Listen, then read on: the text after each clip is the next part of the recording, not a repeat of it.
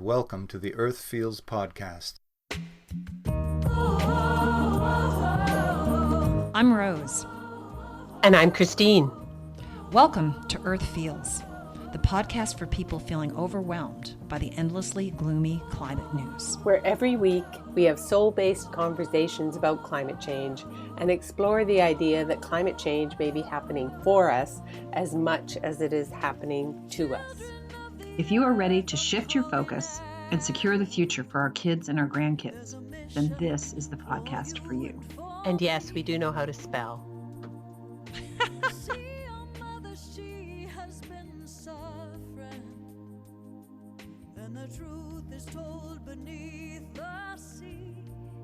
Hi there, it's Rose here. You may have seen the article posted on Vice News this morning entitled 56% of young people think humanity is doomed.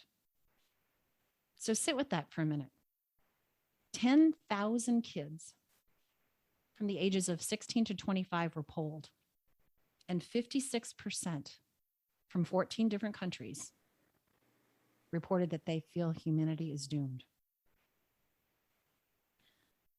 So continuing with our coverage this month on climate grief, today's question is, how do we honor and process our ecological despair?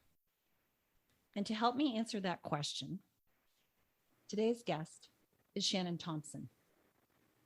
Shannon is the founder, the birth mama, the visionary keeper and wild card of Shakti Rising, a woman-led, woman-centric social change organization that has been transforming the lives of women, girls, and the larger community for over 21 years.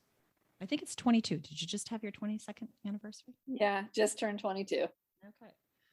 Shakti Rising is an alchemical journey where one's own inner healing and service to the world join together. And Shannon refers to Shakti's work as being trauma-informed. So I'm hoping she can give us some insight today as to how to help each other move forward in this chaotic time. So welcome, Shannon. Lovely to have you. Tell us a little bit about your journey and how Shakti started, just briefly, and how you got to 22 years. Just briefly. Just briefly. I love the inquiry. Like, what's most alive about the story in this moment? Well, if you can bear with me for a moment, I'm going to enter the story from like sort of a back door.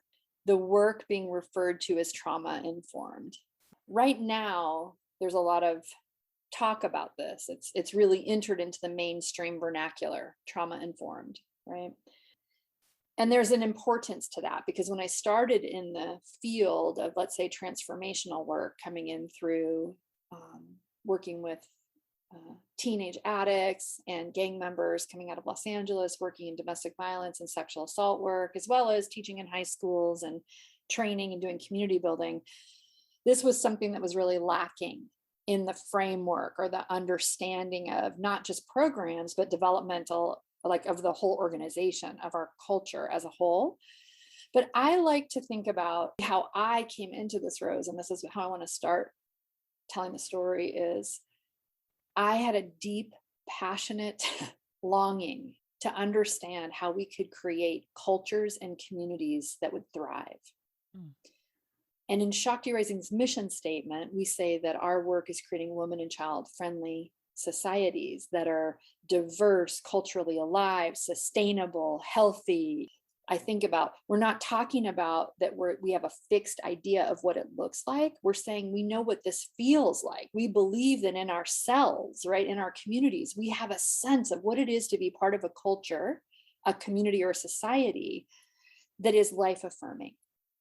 Where we're living, right, in alignment with the beautiful ecosystem that we're a part of. You've heard me say this, humans right-sizing ourselves so that we're living inside of this incredibly awesome ecosystem called planet Earth.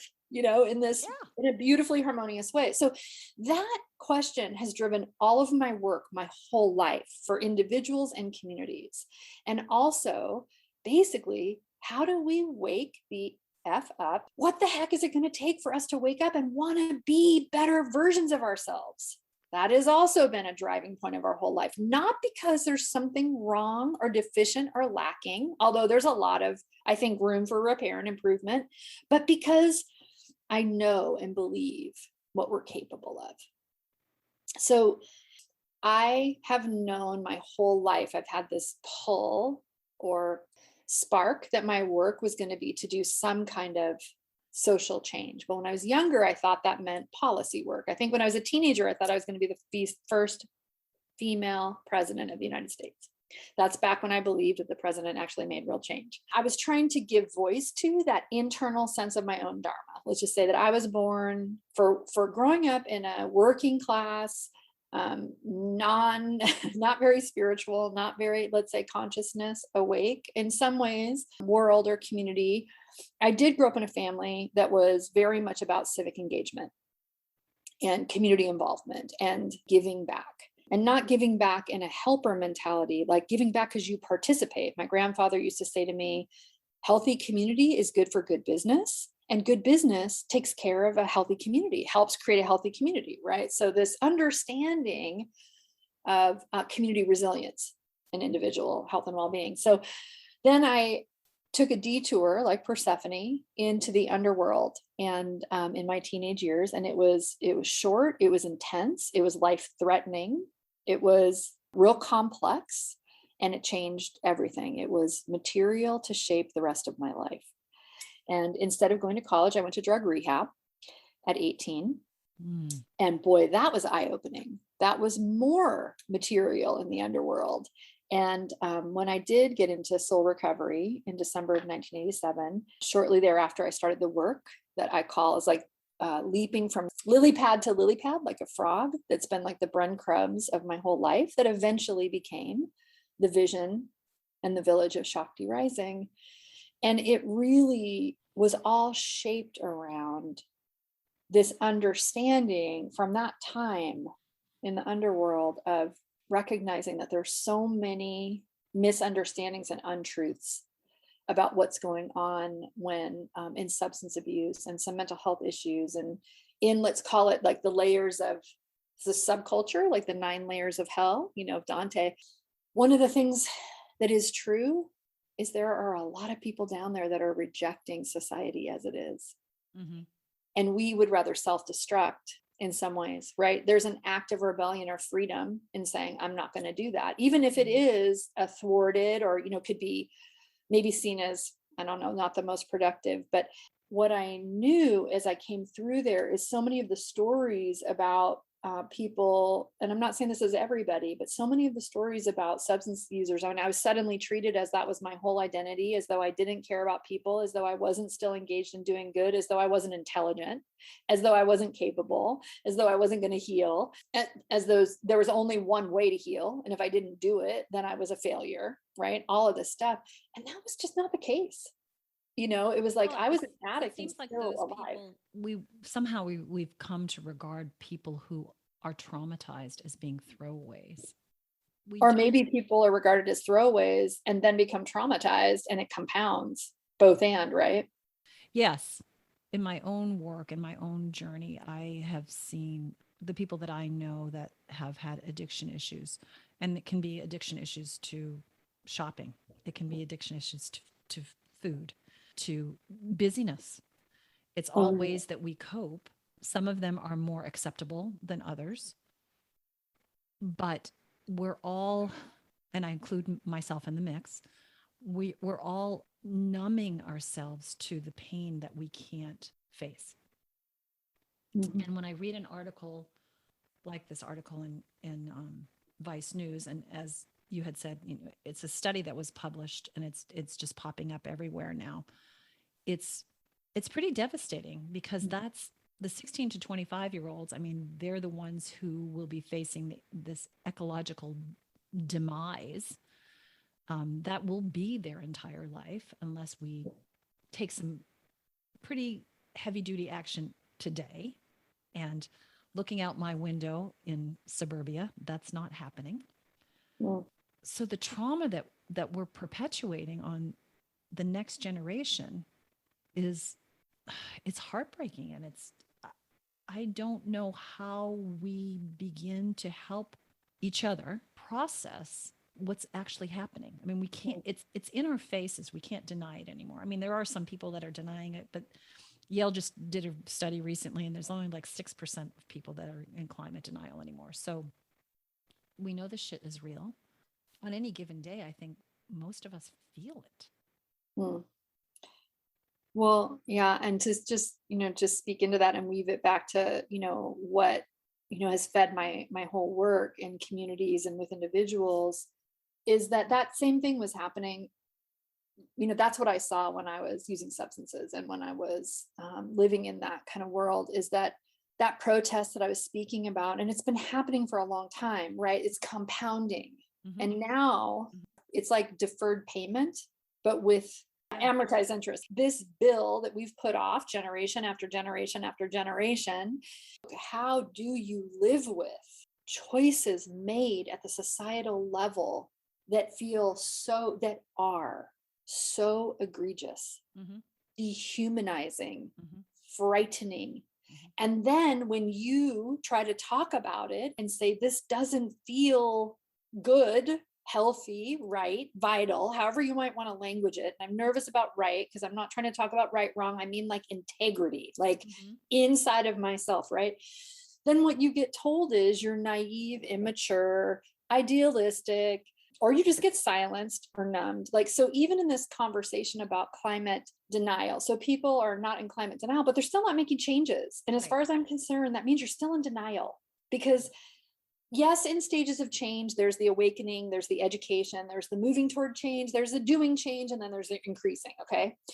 But we are so far past being convinced that we need to change, and we have not caught up with ourselves. So of course, all over the world, young people, other cultures, women, I mean, people have been trying to put up alarms for a long time. And so when you ask me this question, like, how do we be with the grief? How do we actually honor, how'd you say it, honor and process it? I was like, well, we also have to get really honest about why we don't.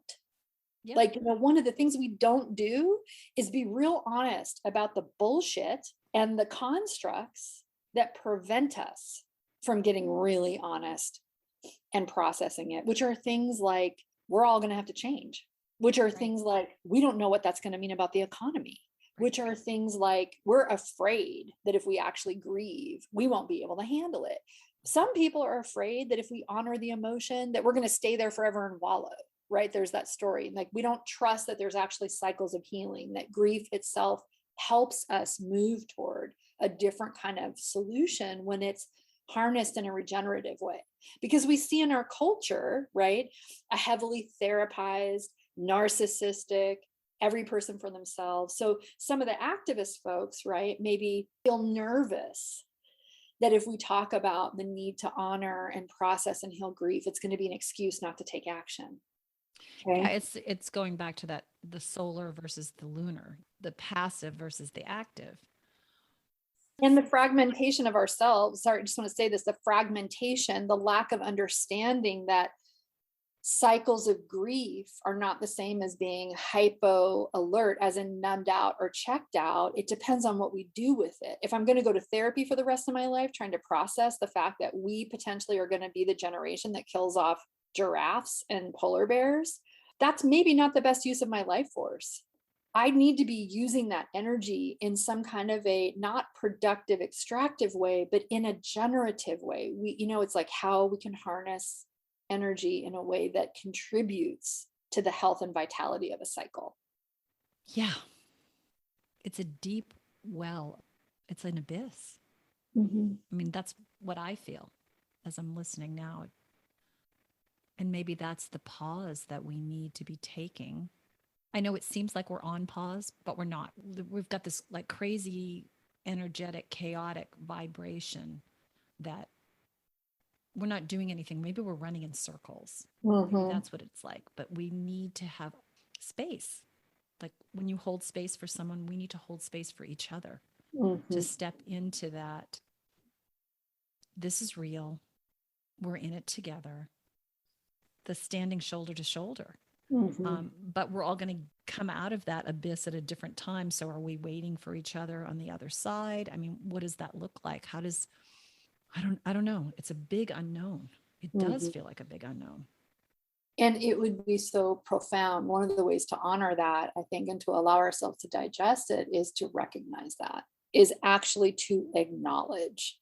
There's so much clamoring about everybody knows the right way, and there's a lot of energy that we're going to try to fix it. And I think part of the recognition is we don't even know the roots of the problem. It's so complex, and solutions are now part of the problem, right? So if we're going to come to the trust and the creativity and the generativity of how we can turn this material into compost to work toward the problem and the solution, is there has to be enough space to come into that framework and not to be in reaction, fix it, fear, desperation mode. And we have to also relocate this conversation out of the realm of it's just up to the individuals and appreciate exactly what you're saying. This is collective grief. This is a collective challenge. This is something that's about all of us. And so, part of the next generation that's starting to feel increasingly, which this has happened cyclically. I was of the generation, I think you were too, that nuclear war was a real, it was a paralyzing reality. And so there was a time that there were surveys being done of youth in our generation who felt increasingly like the world was doomed because of the Cold War and the escalation of the Cold War and the potential destruction of the planet. I mean, so here we are. That's a good reminder because I did have to hide underneath my desk and climb into my metal locker. Right. Protect me from what? I don't remember, but I do remember those drills. And they happened at such a young age that I kind of awakened like in my mid-teens and thought, did I dream those or was that was reality? And it was just like I was 5 or 6 years old in kindergarten and those kinds of drills were going on in school. So that's a good reminder that humanity has reached the brink before.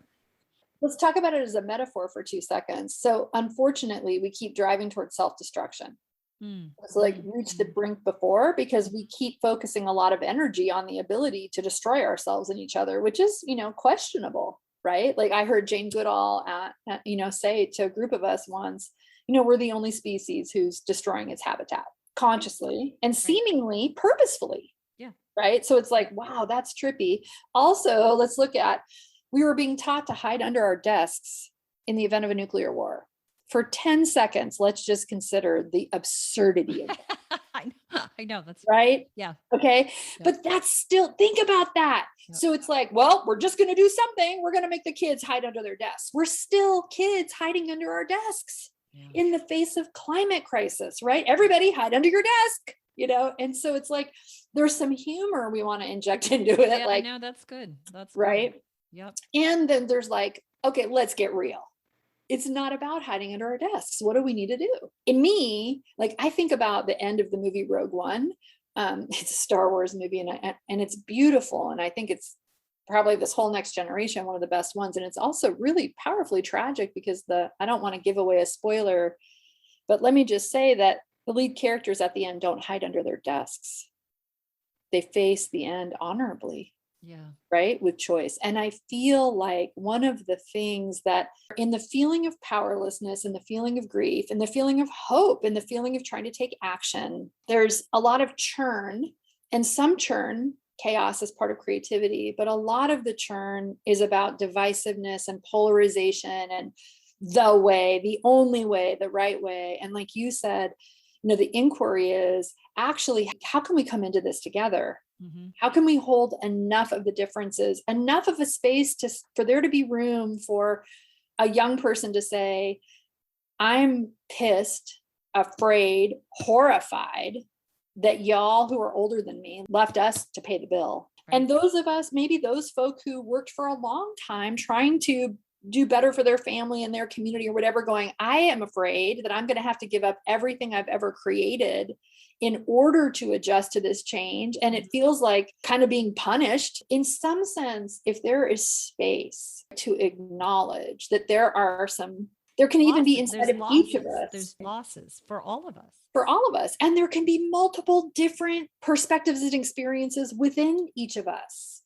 And to allow space for those voices and the experiences, that's part of what honoring and digesting and distilling, because so often we don't know how to sit with the difficulty and the overwhelming nature and the complexity. And we don't know how to take care of our nervous systems and understand cycles of crisis and trauma, which now there is a whole body of work coming out about ecological trauma, what it's doing to us to live with a constant threat of death of species. Now, this is not just this generation. That's why I wanted to point this out. We have multiple generations who are handing down. So this trauma, and I know you work with this, is in our DNA. Mm-hmm. And it's now being, it's being compounded, but we've been carrying it for a long time. Mm-hmm. And because it's so deeply embedded in us, is it on a certain level we've come to accept that traumatization, but now it's overflowing?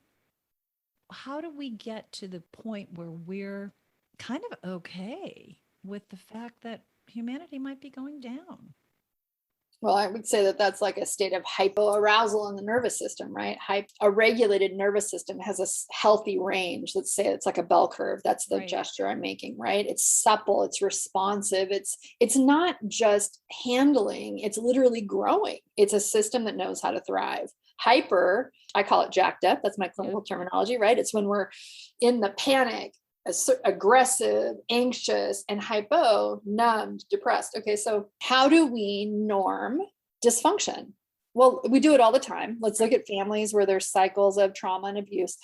Some of that is a system that has hypo arousal. So it's numbed, has become norm. Mm-hmm. And we're bombarded. So we have cognitive overload. We have lots, Right. and then we have a lot of intentional stimulation for business. And I'm not saying all business is bad business, but I'm just saying there's a lot of money and effort going into cultivating us as consumers. Sure. And so there's a lot of bombarding of decision-making, of selling, of lots of conflicting, hard to parse out information. It's difficult to tell what the bias is underneath it. So all of those are factors that can drive toward hypoarousal. A system flooded to cope can go into numb out. Yeah, I think of all that marketing jargon, all that, the advertising, the Madison Avenue kind of stuff. And big business. And I'm an economics major, so I was a capitalist when I was born, But now I look at it and I'm like, it's such a distraction. And it's fed to us as another way to numb out and another way to, oh, you'll feel better if you buy these Jimmy Choo shoes. You'll feel better if you drive this Lamborghini. And you'll feel less than if you can't afford that. That keeps you in that hyper, like you're constantly on the wheel. You're constantly trying to achieve the next dopamine hit. But at the same time, we're being like taken out at the knees. Right. This is the complexity that we're speaking about, right? It's like, I think, when we talk about this, so why do we not honor or digest? And I think because anytime you question what we, especially in the Western world, when you question how business is being done and point out things like during the pandemic that the wealthiest, and I'm not talking about most people we know, I'm talking about people with almost impossible to conceive amounts of wealth, that they made more money when the bulk of the world did worse. If we speak up and start saying there has got to be other ways of doing business that aren't extractive, meaning we just extract from a planet as though it has no life force or purpose or energy than to provide resources for us just to create things. If you ask any questions about that, you're immediately silenced or told that you're foolish or that you're not pro-business or that you don't believe in capitalism. So much stuff. You don't believe in democracy. You don't believe in freedom, in whatever country you're in. But when actually what we're speaking into is, look, the marketplace has been around since people have been around. I mean, come on, quit it. People have been bartering and trading and selling from the beginning of time. Okay. Women, men, everybody, but women especially, right? Our herbs and spices and foods and wares. And you're going to tell me that there's only one acceptable way to do business? Bullshit, right? That's what I mean about doing better. We have to face that we have codified systems and we're clinging to a bunch of lies and mythology about those systems that are harming us, harming the planet, and harming communities at large. And when you say, hey, I bet we can do better, I think we can do better, you're immediately told you're anti-business, you're anti-money, you're anti-whatever. And it's like, actually, I'm just anti-killing the planet and people. Yeah. Right? I agree. Yeah. I was raised at the feet of entrepreneurs, successful entrepreneurs who I saw do amazing, beautiful, incredible, cool things with business, different kinds of business. I mean, business is also in my blood, but what I saw was like manipulation, dishonesty, taking from and not giving back. That doesn't feel ethical or honorable. And I think you get so far away from reality and you get padded with privilege and money and power and you lose touch. And so we start saying crazy shit like, well, if we blow it on this planet, we can go to Mars. Or, I read a study, I think I shared this with you, like in 10 years, more than half the planet's going to be covered in concrete, which means not enough soil to grow food for the population. Mm-hmm. Yeah. And what about the pollinators and the animals? Just that one part, right, is like not enough, like not, let alone everything else. But then I just think to myself, do I want to live in a world that's 50% concrete? Is that prettier than my garden or forest or something? No, dudes, it's not. Like but it requires, like what you said, is like, we have to snap out of it. And we have to actually attend to this numbed out feeling of powerlessness, checked out. And we have to come together collectively, roll up our sleeves and attend to the feelings, honor the realities, honor some different perspectives, that the way forward is kind of complex, but also to recognize that there are plenty of other examples, pathways, and models. And that this actually, it's weird that I'm going to say this, but this is a fun challenge too. And I don't mean fun because, oh my God, it's fun to try to figure a messed up situation. I mean, it's our life. So like, I would like to be in pleasure and joy in contributing in my life, no matter what. Yeah, it does feel like we are faced with, what are we for or what are we against? And we're really caught up in well, I'm against this, I'm against this, I'm against this. What are we for? Are we for beauty? Are we for abundance of nature? Are we for clean air? Can we say these are the things that we're for and let go of the things that we're against? Moving in a positive direction, because we know positivity creates more positivity, right? Positivity creates solutions, as in solutions. I don't know. Maybe that's the path that we need to look at as we're processing. What can we take of good from this situation? Can we take the learning? Can we take the commitment to one another, the commitment to the planet? And can we say that these are things that we value and move in that direction?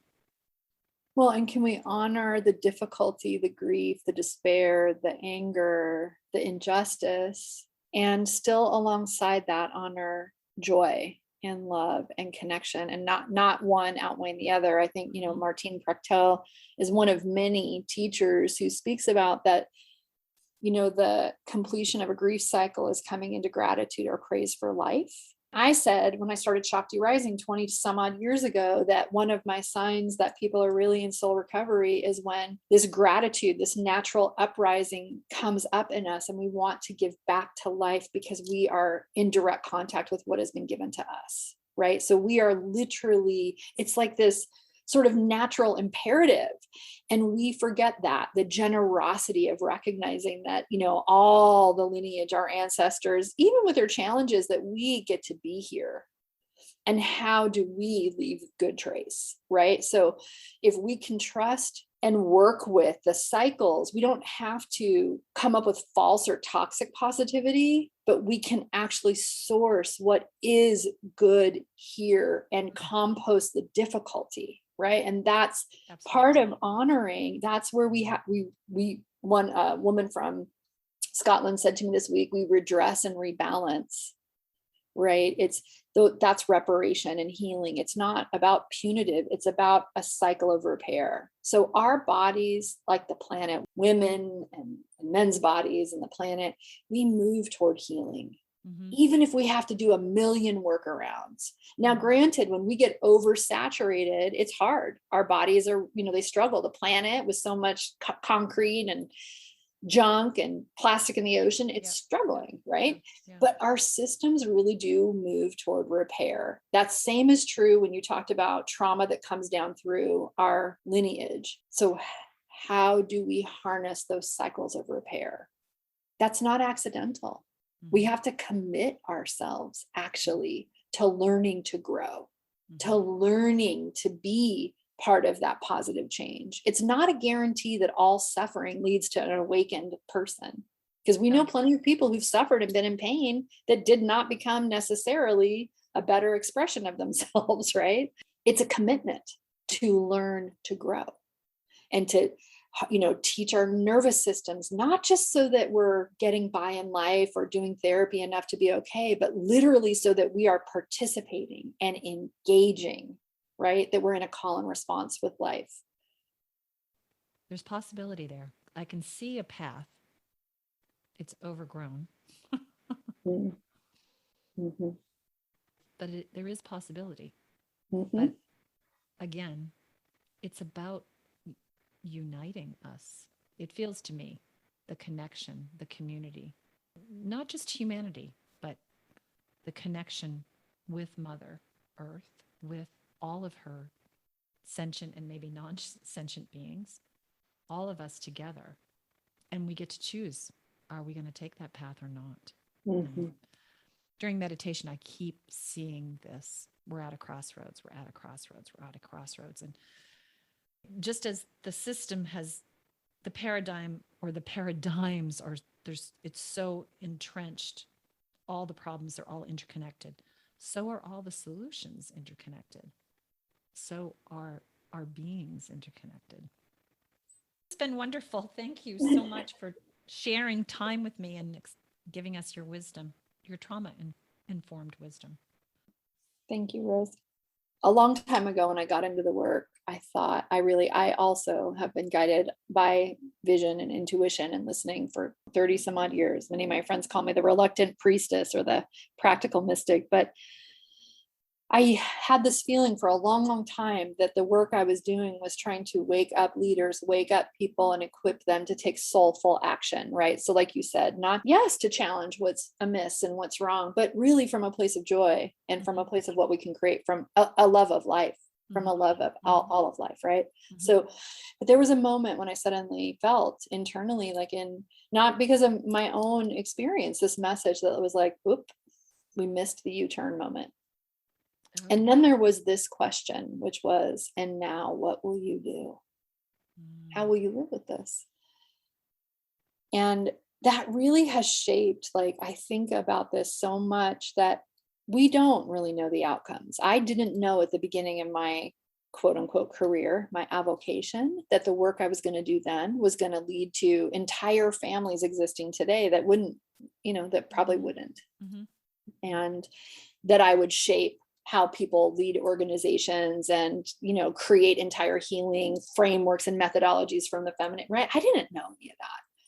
I was really focused on what good I could do here. And so I think about this now. I think about things like the activists, the cathedral builders. I think about the band on the Titanic. I think about these moments of people who created beauty and lived honorably in duress, in difficulty, and with no guarantee of an Americanized, positive, happy ending. That goes back to the conversation we had prior, that living in service and being a cathedral builder, not knowing what the outcome's going to be, but you build your part of the foundation. Those people that built the pyramids, they didn't know what it was going to look like, but they still did their part, because if they hadn't done their part, someone couldn't come along and build on their foundation. There was no one's shoulders to rise up on.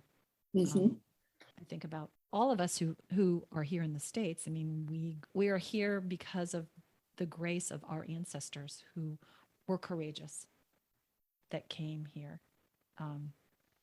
and built something better for themselves and built something better for the next generation.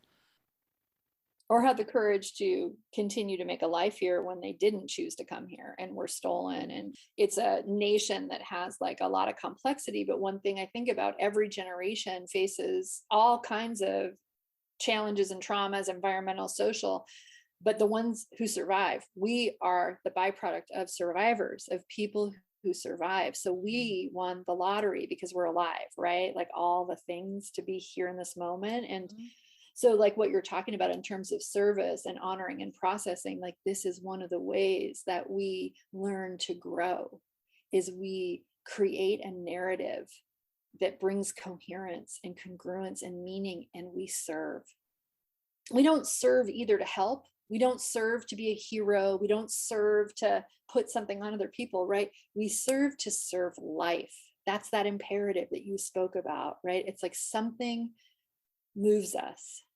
Like the way you did a podcast, you didn't go, I'm going to serve and do a podcast. We get called to serve. And it's like, and Rose, you're going to do a podcast. And Shannon, you're going to start this really weird, witchy hoo-ha social change organization, and we show up to serve, and we commit. And then all of a sudden find that it's like transforming us back. Right. Well, transforming us and transforming the people, the families that would not have been here if you hadn't been there, transforming your friends and family and the children of your friends and family and the observers, your neighbors, and the community at large. We don't know the outcome, but we don't know our influence either. We just have to believe in the process. Mm-hmm. We don't have any choice but to believe in the process, I would say. Well, I would say that too, but I think there's probably other people who are choosing something different. I know for me, I loved when Elizabeth Gilbert wrote Big Magic and she said out loud, listen, right? I choose to believe this because it makes me feel better. And I thought, oh my God, thank you. That's what I've been saying for all this long time. Like, I don't, I'm not telling other people what they should know, but I do know that living a life full of witchy hoo-ha, of trusting the process, of following guidance in every single area of my life, what I know is that has made my life so phenomenally rich and full of miracles. It makes me feel better, and it gives me more to give back. Right. So it has served me, like being committed to my soul and to the divine and to Mother, to she who is the great breeze, the wink of the universe, right? Living in call and response to that has made me better. Nice. Hey, this sounds like a place to wrap. Do you have any good news that you see out there happening on the climate front? Oh my gosh. So much all over. All communities all over the world. One of our team just came out of the beginnings of a seed sovereignty conference and collection in Kenya, Africa. Wow. Very cool. Right? I mean, that's just one tiny example of the good news I hear every day. I would not have known that. I'd love to have a link on that so I could read a little bit more about it. Or what can our listeners do to move forward to help them process, do you think?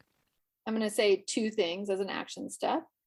One of them is to find communities to honor and honor grief, and for yourself, simple grief rituals. And the second is learn to grow meaningfully so that you can transform negative experience or difficulty to positive outcome. And so you asked me this question, like, is there something through Shakti? And actually, if you're woman identifying, listening to this, we're teaching one of our signature courses and it starts at the end of the month, called Salt of the Earth. And it's literally a feminine framework of transformation that's about an organic inside out alignment toward learning to grow. So it's really about coming back to the ground of our own being, and then how to adapt from there, like adapt as a leader, adapt as a human, right? To take the material of our life and become more, not less, as a result of it. Lovely. I'll have to look into it. I've done the bite with you, bite the apple, but I haven't. I've done some other evening kind of things, but I haven't done a long term. So how long is Salt of the Earth? It's an 8-week class and it's very experiential. So, our learning is about embodied wisdom and community and experience. So it happens to be myself and one of my colleagues, we're teaching it. I developed this material. We're pretty well known for it. There's a master's thesis written about it because it's so profound, the results. But because it's so popular, I've been training teachers to teach it for like 15, 17 years. This is the first time I've been teaching it, Rose. So I'm like excited and nervous. It feels particularly poignant. It's one of the ways I cope with difficulty. When you feel that overwhelm, because I'm sure working with all the women that you work with, and I know you're an empath and feeling all that you feel as a deep feeler, what do you do to help soothe your soul? Yeah, I love that. That's what I was just about to say. So one of the things I do when I'm particularly like paralyzed with grief or overwhelmed is I give back. I have a commitment to acts of generosity and facilitate, because connecting people to each other and their own core resourcefulness is like, I think it's one of the greatest gifts we can give life. So teaching this class is one of the things I do. I go to the mystery. One of the practices that's important for me is to remember that I'm serving something greater. And if that happens to benefit people as well, that's wonderful. But sometimes I have to really take my attention off of people because they break my heart. Yeah. It's hard to be a human being right now and love other human beings. It's difficult sometimes, right? And I've worked in seeing humans do really difficult things to other humans. And I believe in people very greatly and have a lot of love. But sometimes the way that I sustain that is return to the mystery. So ritual and ceremony and drumming. And the third thing I do is garden. Gardening is like, I grow plants and herbs and listen to the land. And I'm just constantly trying to get more and more intimate and more close with nature and the wild and nature. Well, I'm there with you, sister. I'm there with you. Well, thank you again. And thank you to our listeners. That's this week's episode of Earth Feels. Special thanks to singer-songwriter Kristen Hoffman for generously allowing us to use Song for the Ocean. Thanks for listening. Don't forget, subscribe to our podcast so you don't miss an episode. Catch you next time. Bye-bye. Children of the earth, I'm calling out. There's a mission for you and for me.